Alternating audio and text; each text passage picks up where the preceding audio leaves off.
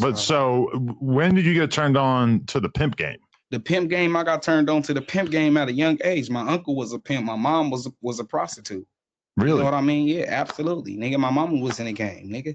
My mama was in the game. I done seen my mama bring home so much money. I done seen my mom bring home not enough money and have problems. I know how this shit go. Okay. Because I heard you talking in another interview about seeing your mom bring in a lot of janky ass dudes and shit. Niggas, I done seen her get her jaw broke. Dead homies, I done had to fight my mom from pimps at a young age. I bust that nigga in his head with a whole flower pot. I was a kid. Dead homies, nigga. Bust that nigga in the head with a flower pot. So she would be prostituting and just break. He said, I bust him with that flower pot over his head. I bust him with a flower pot over his head. Yo, this is too good, bro. Like, this is a good one. He is a character, man.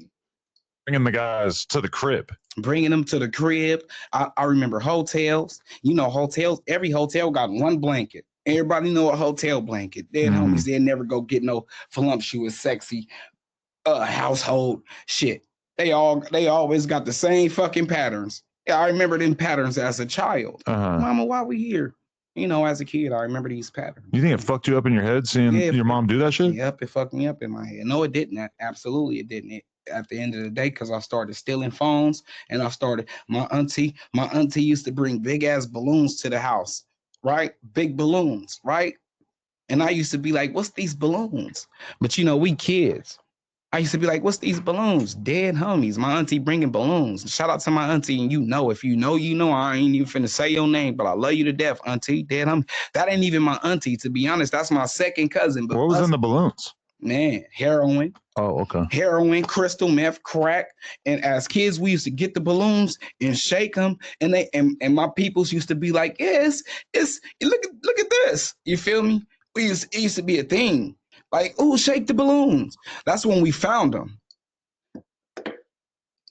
He said they used to do it for fun, bro. He said, your auntie is, used to be like, hey, yeah, shake these balloons, shake these. They had to work in it. Oh, blood, this is crazy. He's saying something behind me, bro.